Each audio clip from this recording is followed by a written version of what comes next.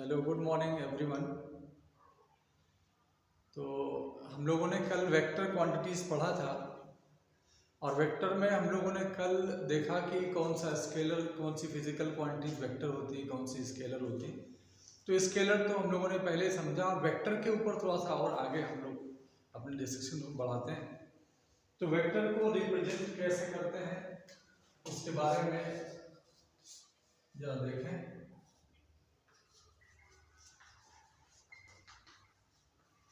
Representation of vector. तो किसी भी वेक्टर को रिप्रेजेंट करने के लिए हम एक लाइन सेगमेंट का यूज करते हैं। लाइन सेगमेंट, लाइन माने एक रेखा। लाइन हम समझते हैं, लाइन एक रेखा होती है, उसका एक टुकड़ा, एक सेगमेंट हम लेते हैं, वो हमारा वेक्टर में हम इसको यूज करेंगे और उसमें एक एरो बना देते हैं, डायरेक्शन बनाते हैं। तो जो लाइन सेगमेंट की लेंथ होगी वो मैग्नीट्यूड को बताती है और जो यहाँ पे एरो की डायरेक्शन होगी वो वेक्टर की डायरेक्शन को बताएगी। तो किसी भी वेक्टर को अगर हम ज्योमेट्रिकली रिप्रेजेंट करें तो हम उसको एक लाइन सेगमेंट से दिखाएंगे और उसमें एक एरो का निशान बना देंगे। तो किसी भी वेक्टर को आप इस तरह से शो कर सकते हैं, रिप्रेजेंट कर सकते हैं। लेकिन अगर हम उसको लेटर में लिखना चाहें तो हम कोई भी अल्फाबेट यूज करेंगे। जैसे हम वेक्टर ए यूज कर सकते हैं, वेक्टर बी लिख सकते हैं, या कैपिटल लेटर में भी आप वेक्टर ए और कैपिटल वेक्टर बी भी कर सकते हैं। तो इस तरह से हम वेक्टर का यूज करेंगे, यानी वेक्टर को हम बना सकते हैं। तो वेक्टर को आप जब भी रिप्रेजेंट करेंगे तो उसको हम एक लाइन सेगमेंट का यूज करेंगे और लाइन सेगमेंट की जो लेंथ होगी it will give its magnitude, while direction of arrow represent the direction of vector. तो ये आप अपने दिमाग में रखेंगे। अब जैसे यहाँ पे हमने एक वेक्टर ए बना दिया, मान लीजिए एक वेक्टर ए है और इसका मैग्नीट्यूड है 10 और इसकी डायरेक्शन है, कोई भी डायरेक्शन है, मान लो ईस्ट है, तो यहाँ पे डायरेक्शन के लिए भी हम यहाँ पे यूज करते हैं। तो ये जो हमारा डायरेक्शन होता है ये ईस्ट है, ये नॉर्थ डायरेक्शन होता है और ये डायरेक्शन हम साउथ लेते हैं और ये डायरेक्शन आप ईस्ट लेंगे और ये डायरेक्शन हमारा वेस्ट होता है। तो इस तरह से हम डायरेक्शन इसको भी यूज करेंगे अपने वेक्टर के बहुत सारे न्यूमेरिकल्स को लगाते समय। तो अगर कोई वेक्टर ए है, 10 यूनिट है उसका, मान लो 10 मीटर या 10 कुछ भी, ये फोर्स है, अगर 10 न्यूटन ईस्ट की तरफ अगर लगा हो तो हम ऐसे एक लाइन सेगमेंट खींचेंगे और ईस्ट के डायरेक्शन में इसकी डायरेक्शन बना देंगे और ये जो इसकी लेंथ होगी वो 10 के प्रोपोर्शनल होगी। तो इसको ग्राफ से आप खींच सकते हो, कोई यूनिट मानेंगे, मान लीजिए 1 सेंटीमीटर की जो वैल्यू होगी वो 1 न्यूटन को रिप्रेजेंट करेगी। तो 10 सेंटीमीटर हमारा लेंथ अगर ले लेंगे तो 10 सेंटीमीटर जो होगा वो इसका मैग्नीट्यूड 10 को शो करेगा। तो किसी भी वेक्टर को हम ज्योमेट्रिकली एक एरो से शो करते हैं। एरो की जो लेंथ होगी it is magnitude, while direction of arrow represents direction of that vector. तो आप यहाँ पे वेक्टरों के बीच का एंगल भी थोड़ा सा देखेंगे। मान लो एक वेक्टर हमने ए बनाया, दूसरा वेक्टर हमने बी बना दिया। तो वेक्टर ए और वेक्टर बी में अगर आप देखें तो यहाँ पे इन दोनों के बीच का जो एंगल है इसको आप एंगल बोलेंगे, angle between these two vector, angle between vector A and vector B. तो यहाँ पे जब भी आप एंगल देखोगे तो एरो के दोनों एरो जो होगी, एरो के टेल को यहाँ पे मिलाएंगे। टेल और टेल के बीच में जो एंगल होगा उसको आप वेक्टर के बीच का एंगल बोलते हैं। अब मान लो आपके पास एक वेक्टर बी यहाँ पर दिया हुआ है और दूसरा वेक्टर ये सी है, तो ये एंगल तो फाई है, मान लिया हमने सपोज फाई एंगल। तो वेक्टर बी और वेक्टर सी के बीच का एंगल को हम फाई नहीं लेते हैं, इसके लिए हम इस एरो को और भी और आगे इस तरह से बढ़ा लेते हैं। एज्यूम करेंगे कि इसकी डायरेक्शन ये होगी, तो ये टेल यहाँ पर आ गया, ये जो एंगल होगा it will be 180 degree minus phi और ये angle 180 degree minus phi is angle between vector B and vector C. तो किसी भी दो वेक्टर के बीच का एंगल अगर आपको देखना होगा कभी भी, तो दोनों के टेल एक जगह पे कोइंसाइड करेंगे और फिर उनके बीच में जो एंगल रहेगा वो एंगल उन दोनों वेक्टरों के बीच का एंगल होता है। तो जब भी आप दो वेक्टरों के बीच का एंगल निकालें तो हम उनके टेल के जो टेल वाला पॉइंट होगा उसको कोइंसाइड करेंगे और उनके बीच के एंगल को देख लेंगे। तो इसके बाद वेक्टर कितने टाइप के होते हैं वो भी थोड़ा हम समझेंगे। तो टाइप्स ऑफ वेक्टर्स में थोड़ा समझ लें।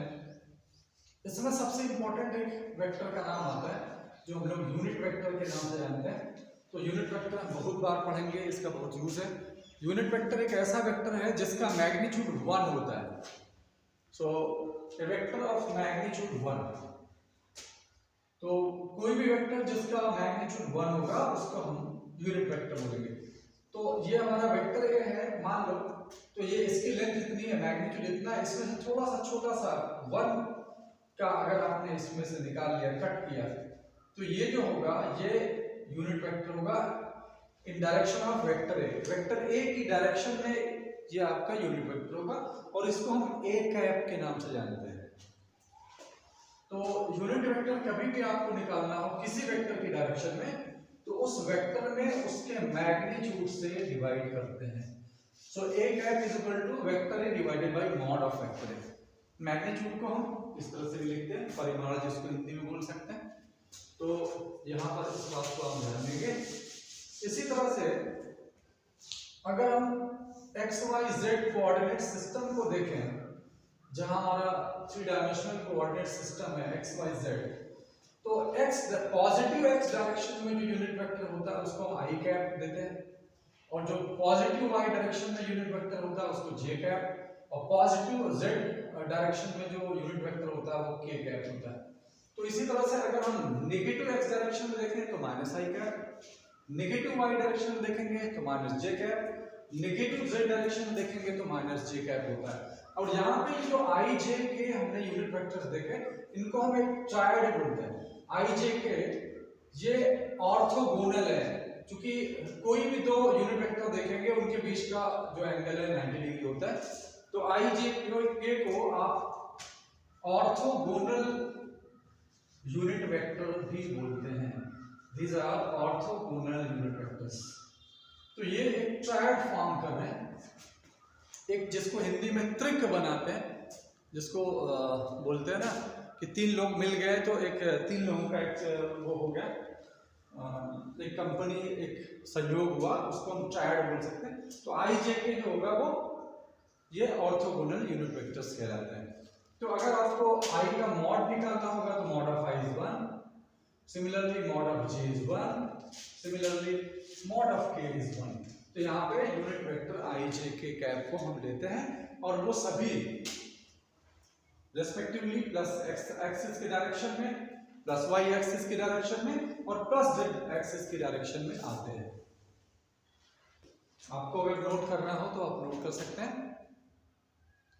अगर ये वीडियो आपको थोड़ा सा लंबा लगे या ज़्यादा बोरिंग लगे तो आप स्पीड इसकी बढ़ा के भी थोड़ा आप जल्दी से, अगर आप ये सब चीज़ें अगर आपको बेसिक आती हैं तो आप इसको स्किप भी कर सकते हैं।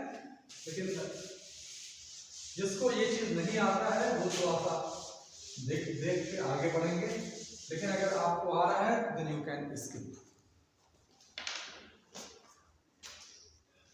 तो यूनिट वेक्टर के बाद अगर हम दूसरा वेक्टर देखें तो दूसरा वेक्टर जो बार बार हमारे सामने आएगा वो होता है जीरो वेक्टर। तो जीरो वेक्टर जो है वो उसको हम एक और नाम से जानते हैं नल वेक्टर, उसको आप एक और नाम से जानते हैं वॉइड वेक्टर। तो तीनों नाम एक ही चीज के लिए बना हुआ है, नल वेक्टर, जीरो वेक्टर या वॉइड वेक्टर। तो नल वेक्टर या जीरो वेक्टर या वॉइड वेक्टर, जैसा कि इसके नाम से क्लियर है, ऐसा कोई भी वेक्टर जिसका मैग्नीट्यूड 0 होगा उसको हम नल वेक्टर या वॉइड वेक्टर या जीरो वेक्टर बोलते हैं। तो नल वेक्टर को हम ऐसे शो करते हैं। तो नल वेक्टर ही एक ऐसा वेक्टर है जिसकी डायरेक्शन इनडिटरमिनेट होती है, ये आप निर्धारित नहीं होती है कि जीरो वेक्टर की डायरेक्शन किधर होगी। एक्चुअली जीरो वेक्टर की डायरेक्शन डिपेंड करती है कंडीशन पे, और इसका यूज हम केवल वेक्टर इक्वेशन को बैलेंस करने के लिए करते हैं। तो जीरो वेक्टर एक ऐसा वेक्टर है जिसकी डायरेक्शन इंडिटरमिनेट होती है, लेकिन इसका मैग्नीट्यूड हमेशा जीरो लिया जाता है।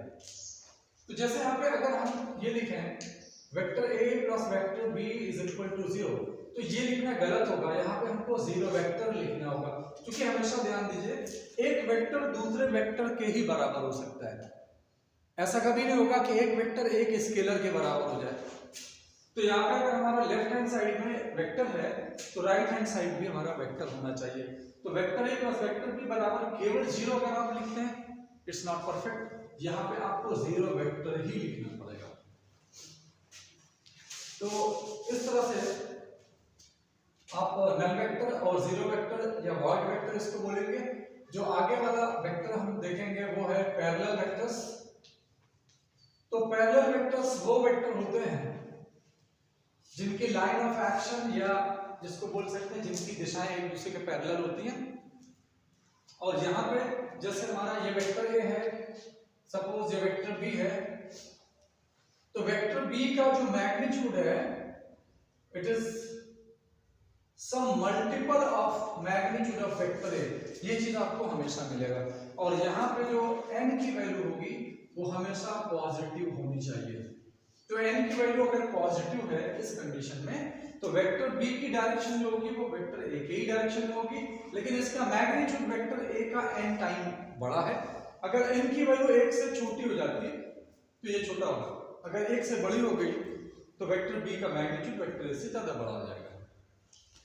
तो पैरेलल वेक्टर वो वेक्टर होते हैं जिनकी डायरेक्शन सेम होती है, जिनकी डायरेक्शन एक ही दिशा में होते हैं, लाइन ऑफ एक्शन एक दूसरे के पैरेलल होंगे और उनके मैग्नीट्यूड जो होंगे अगर आप देखें उनका रेशियो एक फिक्स नंबर के बराबर होता है। और इसी कड़ी में आगे अगर हम बढ़ते हैं तो अगला जो टॉपिक है हमारा वो है एंटी पैरेलल वेक्टर। तो एंटी पैरेलल वेक्टर ऐसे वेक्टर होते हैं जिनकी लाइन ऑफ एक्शन पैरेलल तो होती है लेकिन डायरेक्शन एक दूसरे के अपोजिट होती है। यहां पर भी हम देख सकते हैं। तो वेक्टर बी और वेक्टर सी की लाइन ऑफ एक्शन दोनों एक दूसरे के पैरेलल है लेकिन डायरेक्शन ठीक एक दूसरे के अपोजिट में है। तो यहां पर इस कंडीशन में अगर आप देखें तो वेक्टर सी का जो मॉड होगा, मैग्नीट्यूड होगा, वो भी इससे वो होगा, मतलब n टाइम मान लेते हैं अगर, तो vector C is equal to n times of vector B, और यहां पे जो n की वैल्यू होगी it should be less than 0, ये नेगेटिव होगी। तो किसी भी वेक्टर में अगर हम नेगेटिव नंबर से मल्टीप्लाई करते हैं उसकी डायरेक्शन रिवर्स हो जाती है और मैग्नीट्यूड उतना गुना हो जाता है जिससे आप मल्टीप्लाई करते हैं। अगर हम उस वेक्टर में किसी n से ऐसे मल्टीप्लाई कर दें जो n पॉजिटिव हो तो उसकी डायरेक्शन वही रहेगी लेकिन उसका मैग्नीट्यूड उतने टाइम्स बढ़ जाता है, ये आप समझ सकते हैं। इसके बाद जो नंबर हमारा आता है वो है को इनिशियल वेक्टर्स। को इनिशियल वेक्टर्स में अगर आप देखें तो ऐसे सभी वेक्टर जो जिनका ओरिजिन या आप यूं बोल सकते हैं जो एक ही सेम पॉइंट से ओरिजिनेट करते हैं, एक ही पॉइंट से ओरिजिनेट करते हैं, उनको हम को इनिशियल वेक्टर्स कहते हैं। जैसे यहाँ पे वेक्टर ए का भी टेल वही है, वेक्टर बी का भी टेल वही है, वेक्टर सी का भी टेल वही है। So the all vectors are called as co-initial if their initial points are same, that means originating points are same।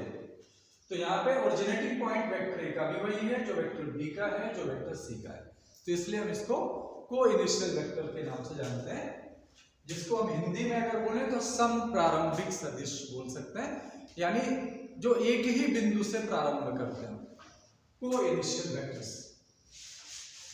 और आगे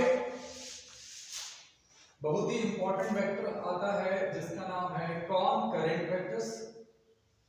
तो कॉनकरेंट वेक्टर्स को हम हिंदी में अगर बोले तो इसको हम एक बिंदु संगामी सदिश बोलते हैं। एक बिंदु संगामी सदिश, एक बिंदु संगामी सदिश का मतलब होता है ऐसे सभी वेक्टर जो एक ही पॉइंट पर मिलते हो, सारे वेक्टर्स, ऐसे सभी वेक्टर जो एक पॉइंट से गुजरते हो, पास करते हो उनको हम बोलेंगे concurrent vectors. For example, vector C, vector D and vector E, these all vectors are meeting at a point O. Suppose we have just considered a point O. This point O is point of intersection of vector C, vector D and vector E. So these three vectors are called as concurrent vectors, right? So their line of action cut at a particular point. तो इसके आगे जो है वो है non concurrent vectors को हम पढ़ते हैं। तो नॉन कॉन्करेंट वेक्टर्स ऐसे वेक्टर होते हैं जो किसी भी पॉइंट पे नहीं काटते एक दूसरे को। फॉर एग्जांपल अगर हम पैरेलल वेक्टर्स के बारे में सोचें तो पैरेलल वेक्टर या एंटी पैरेलल वेक्टर के बारे में सोचें तो दोनों के कंडीशन में आप देखो कोई भी ऐसा पॉइंट आपको नहीं मिलेगा जहां एक दूसरे को दोनों कट करेंगे, तो उसको हम नॉन कॉन्करेंट वेक्टर्स भी कह सकते हैं। और इसमें जो अगला वेक्टर का टाइप है वो है कोप्लानर वेक्टर्स। कोप्लानर वेक्टर्स जिसको आप हिंदी में एक समतली सदिश बोलते हो। कोप्लानर वेक्टर माने एक समतली सदिश। एक्चुअली केवल दो वेक्टर होंगे तो वो हमेशा एक प्लेन में हो ही जाएंगे। तो कोप्लानर वेक्टर की जब भी हम बात करेंगे तो कम से कम वहां पे तीन वेक्टर तो आना ही चाहिए। तो हम कोप्लानर वेक्टर जब भी डिफाइन करते हैं तो ये बोलते हैं कि ऐसे कोई भी कम से कम तीन वेक्टर जो एक ही प्लेन में लाई करे उनको हम कोप्लानर वेक्टर्स कहते हैं। मान लिया हमने एक प्लेन हमारे पास है, suppose this is X Y plane, मान लीजिए एक्स वाई प्लेन है। तो इसमें ये आपका वेक्टर ए है, वेक्टर बी भी है और वेक्टर सी है। ये तीनों वेक्टर जो होंगे वो कोप्लानर वेक्टर्स कहलाते हैं।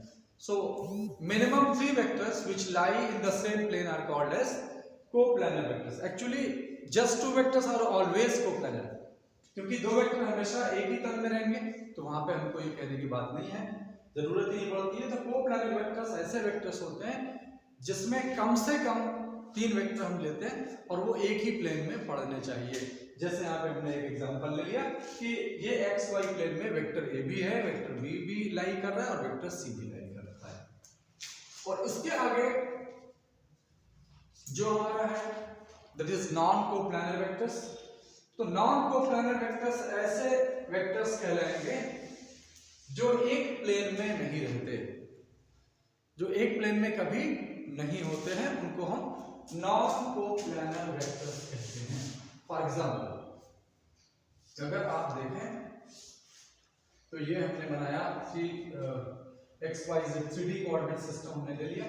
ये हमारा एक्स वाई प्लेन है। एक्स वाई प्लेन में हमारे पास एक वेक्टर ए है और ये हमारा एक्स जेड प्लेन है, इसमें हमारा एक वेक्टर बी है। ये हमारा वाई जेड प्लेन है, इसमें हमारा एक वेक्टर सी है। Just we are taking example. तो यहाँ पे वेक्टर बी और वेक्टर सी भी अलग अलग प्लेन में लाई कर रहे हैं। ये वाई जेड प्लेन में है, ये एक्स जेड प्लेन में है और वेक्टर ए भी हमारा एक्स वाई प्लेन में है। तो वेक्टर ए को, वेक्टर बी को, वेक्टर सी को, तीनों को हम नॉन कोप्लानर बोलेंगे क्योंकि इनमें से कोई भी दो एक प्लेन में नहीं है। यहां पर जो हमने मेंशन किया, तो non coplanar vectors are vectors which do not lie in the same plane, उनको हम नॉन कोप्लानर वेक्टर्स कहेंगे। अब हम आते हैं, अगला जो हमारा है वो है कोलिनियर वेक्टर्स। तो कोलिनियर वेक्टर्स क्या होते हैं ये थोड़ा सा समझेंगे। ऐसे सारे वेक्टर्स जिनकी लाइन ऑफ एक्शन सेम हो जाए, एक ही लाइन पे पड़े, सेम इन द सेंस एक लाइन पे। मान लिया वेक्टर ए इसी लाइन पे है, हम बी सॉरी, और यहाँ पे हमारा वेक्टर ए भी उसी लाइन पे है और एक वेक्टर यहाँ पे हमारे पास वेक्टर सी है जो यहाँ से यहाँ तक इतना बड़ा है। So vector A, vector B, vector C, these all three vectors are having same common line of action। तो अगर इस तरह से आपको मिलता है और डायरेक्शन सेम होती है तो हम उनको कोलिनियर वेक्टर्स बोलते हैं। तो एक्चुअली कोलिनियर वेक्टर्स जब भी आएंगे तो वहां पे उनके बीच का एंगल हम हमेशा 0 डिग्री लेते हैं। इसी तरह से अगर पैरेलल वेक्टर होंगे तो भी हम उनके बीच का एंगल 0 डिग्री लेंगे, लेकिन अगर एंटी पैरेलल वेक्टर है तो उनके बीच का एंगल हम 180 डिग्री ले लेंगे। तो इस तरह से कोलिनियर वेक्टर को हम समझ सकते हैं। कि हमारा कोलिनियर वेक्टर्स क्या होता है। और इसी में आगे जो आप देखेंगे वो है ऑर्थोगोनल वेक्टर्स। ऑर्थोगोनल का मतलब होता है ऐसे सभी वेक्टर्स या ऐसे कोई भी दो वेक्टर, कम से कम दो वेक्टर जो एक दूसरे के परपेंडिकुलर हो, माने दोनों की डायरेक्शन एक दूसरे के परपेंडिकुलर होगी। फॉर एग्जांपल यहाँ पे हमने वेक्टर ए ले लिया और ये हमारा रहा वेक्टर बी, और इन दोनों के बीच का एंगल 90 डिग्री है। So this vector A and vector B, these two vectors are called as orthogonal। अब इनको आप ऑर्थोगोनल वेक्टर्स बोलेंगे। तो यहाँ पे अभी हमने देखा जो यूनिट वेक्टर्स का ट्रायड हमने देखा था थ्री डायमेंशन में, यहाँ पे आई ले लिया था आपने, यहाँ पे जे होता है, यहाँ पे के होता है। यहाँ पे आई जे के जो है वो एक ट्रायड है, ऑर्थोगोनल सेट है। यूनिट वेक्टर्स का एक ऑर्थोगोनल सेट आपके पास है। तो यूनिट वेक्टर का ऑर्थोगोनल सेट हमारे पास ये आई जे और के का है, ये आप समझ सकते हैं। तो ऑर्थोगोनल वेक्टर के बाद अगर आप देखें तो ऐसे बहुत सारे वेक्टर्स में हम आएंगे। एक और इंपॉर्टेंट वेक्टर है जिसको हम बोलते हैं axial vectors. Axial vectors, actually axial vectors जो होते हैं वो रोटेशनल इफेक्ट जहां पर मिलता है वहां पर हम एक्सियल वेक्टर का यूज करते हैं। लोअर क्लासेस में इसको रोटेशनल वेक्टर भी बोलते हैं। ये हमेशा एक्सिस ऑफ रोटेशन के अलोंग इसकी डायरेक्शन होती है। जैसे हम एंगुलर वेलोसिटी की बात करें तो एंगुलर वेलोसिटी, मान लीजिए कोई पार्टिकल है वो सर्कुलर मोशन में मूव कर रहा है एंटी क्लॉकवाइज डायरेक्शन में, एंटी क्लॉकवाइज डायरेक्शन में सर्कुलर मोशन में ये मूव कर रहा है। तो यहाँ पे ये इसका एक्सिस होगा या रोटेशनल मोशन में है तो एक्सिस के अबाउट ये इसके एंगुलर वेलोसिटी की डायरेक्शन होगी। तो यहाँ पे एंगुलर वेलोसिटी हो गई, एंगुलर मोमेंटम हो गया, ये सभी इस तरह से आपका जो टॉर्क है वो हो गया। ये सारे वेक्टर जो होते हैं वो एक्सिस ऑफ रोटेशन के अलावा काम करते हैं। इसी तरह से एंगुलर एक्सीलरेशन हो गया, इसको हम बोलते हैं एक्सियल वेक्टर्स, या इसको हम रोटेशनल वेक्टर भी कह सकते हैं, क्योंकि जहां पर भी रोटेशनल इफेक्ट होगा वहीं पर हम इसके बारे में सोचते हैं, उसको आप एक्सियल वेक्टर कहेंगे। अब जो हमारा दूसरा वेक्टर है वो है पोलर वेक्टर्स। पोलर वेक्टर्स तो ऐसे सभी वेक्टर जिनमें पॉइंट ऑफ एक्शन होता है उसको हम पोलर वेक्टर्स कहते हैं। जैसे यहाँ पे अगर फोर्स को देखें तो किसी पार्टिकल पे अगर आपने फोर्स लगा दिया तो इसका पॉइंट ऑफ एक्शन ये पार्टिकल हो गया। किसी भी वेक्टर को हम पोलर कहेंगे अगर उसमें पॉइंट ऑफ एक्शन होगा तो उसको पोलर वेक्टर्स कह देते हैं। तो मैं समझता हूँ, आशा करता हूँ कि आपको वेक्टर का कॉन्सेप्ट समझ में आ रहा होगा और हम उसको आगे बढ़ेंगे इसमें, इस कड़ी में। अभी तो वेक्टर का हम टाइप पढ़ रहे थे और इसके बाद हम एडिशन ऑफ वेक्टर्स पे आएंगे, कैसे हम वेक्टरों को जोड़ते हैं। तो एडिशन ऑफ, एक्चुअली हम सबसे पहले टू वेक्टर्स के बारे में देखें। तो एडिशन ऑफ टू वेक्टर्स, तो वेक्टरों को जोड़ने के लिए, घटाने के लिए, मल्टीप्लाई करने के लिए एक अलग से वेक्टर अलजेब्रा का रूल है जिसको हम ज्योमेट्रिकल रूल भी कह सकते हैं। तो वो ऑर्डिनरी रूल से थोड़ा सा डिफरेंट होता है। तो किसी भी अगर हमको दो वेक्टर को जोड़ना हो तो हमारे पास एक्चुअली दो तरीका होता है। जो दो तरीके हैं उसमें से एक तो है ज्योमेट्रिकल मेथड। अगर मैं उसका नाम दूं तो पहला जो नाम आएगा वो है ज्योमेट्रिकल मेथड और जो दूसरा नाम होगा वो होगा एनालिटिकल मेथड। तो वेक्टर को हम दो तरह से जोड़ सकते हैं, बाय यूजिंग दिस मेथड और दैट मेथड। तो ज्योमेट्रिकल मेथड को भी अगर हम देखें तो इस कड़ी को हम आगे थोड़ा सा बढ़ाएंगे, ज्योमेट्रिकल मेथड में क्या होता है, फिर उसके आगे आएंगे हम एनालिटिकल मेथड में क्या होगा। तो यहां तक तो आपको समझ में आया होगा। चलिए तो हम ज्योमेट्रिकल मेथड की चर्चा करेंगे। अगर हमको दो वेक्टरों को एडअप करना है, जोड़ना है, तो ज्योमेट्रिकल मेथड क्या बोल रहा है, क्या कहता है, इसको जरा समझते हैं। Geometrical method of addition of two vectors.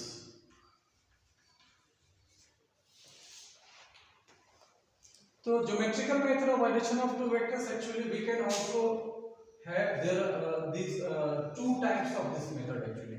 The first method is called as triangle method. The second one is known as parallelogram method.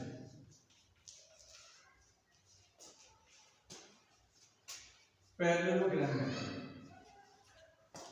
So geometrical method, in case of geometrical method we are having two methods actually, triangle and parallelogram method.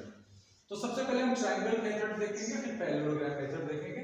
अब इसमें थोड़ा सा एक summary बता रहा हूँ। तो triangle method में हमेशा दो वेक्टरों को जोड़ने पे एक ट्रायंगल मिलता है जिसको हम वेक्टर ट्रायंगल बोलते हैं।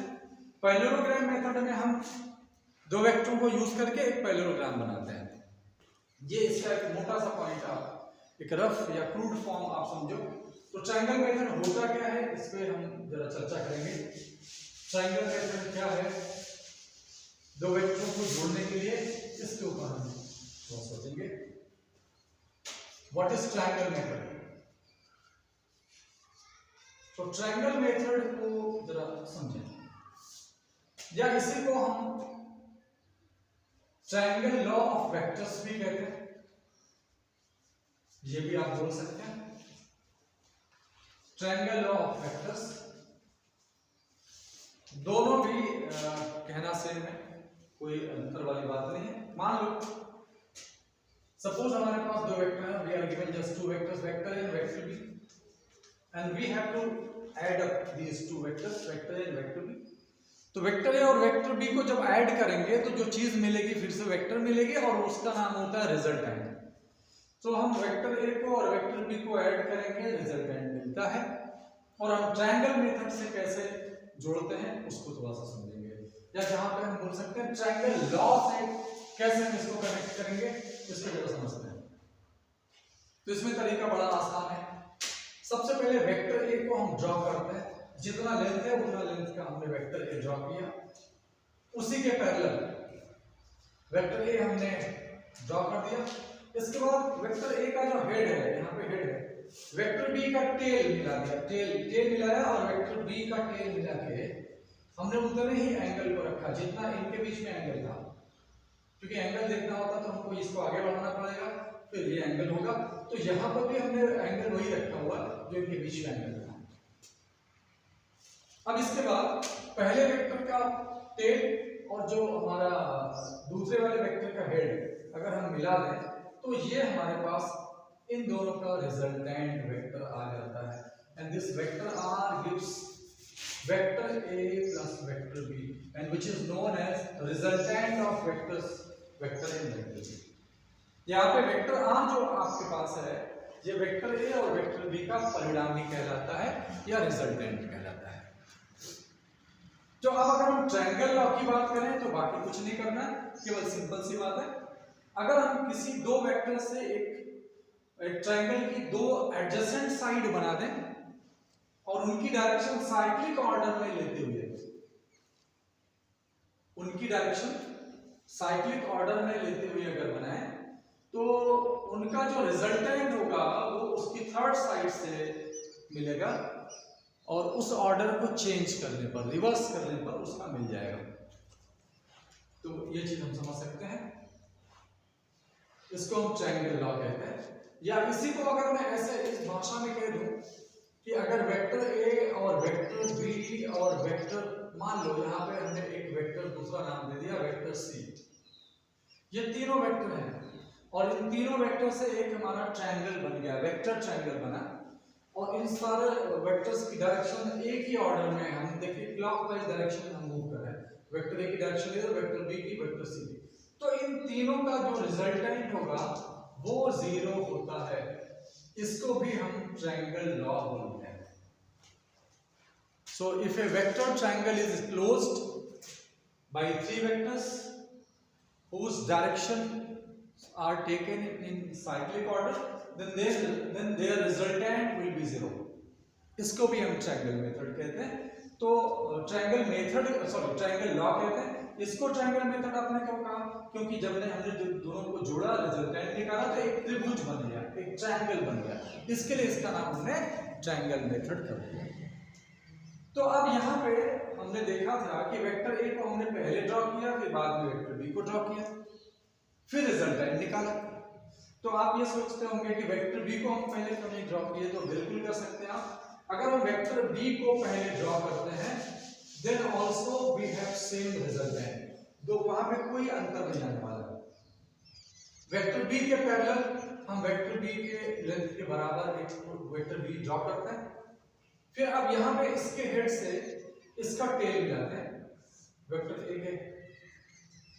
अब यहाँ पे पहले वाले वेक्टर का टेल और दूसरे वाले वेक्टर का हेड मिला दिया, तो यहाँ पे सपोज ये अगर आया तो ये r1 वेक्टर अगर आ गया तो r1 vector gives vector b plus vector a। और यहाँ से पहले आपने देखा आपने तो यहाँ वेक्टर r और वेक्टर r1 दोनों इक्वल होते हैं। तो यहाँ पे ऑर्डर का कोई फर्क नहीं पड़ने वाला। अगर आप पहले कौन सा वेक्टर ड्रॉ करते हो फिर उसमें दूसरे वेक्टर को जोड़ते हैं ड्रॉ करके, उससे कोई फर्क नहीं पड़ने वाला। तो यहाँ पे हम बोल सकते हैं कि वेक्टर एडिशन जो होता है वो कम्यूटेटिव रूल फॉलो करता है। तो वेक्टर एडिशन इज कम्यूटेटिव, ये आप बोल सकते हैं, जिसको हिंदी में हम क्रम विनिमय नियम का पालन करना बोलते हैं। तो एक बात तो क्लियर हो गई कि vector a plus vector b is just equal to vector b plus vector a। So no matter in which order we are adding these two vectors, vector a and vector b. Either you can draw vector a first then vector b, or you can draw vector b first then vector a. There is no any problem. So I hope यहाँ तक आपको समझ में आया होगा। So इसके आगे हम लोग कल अपना क्लास कंटिन्यू करेंगे। So thanks for being with me.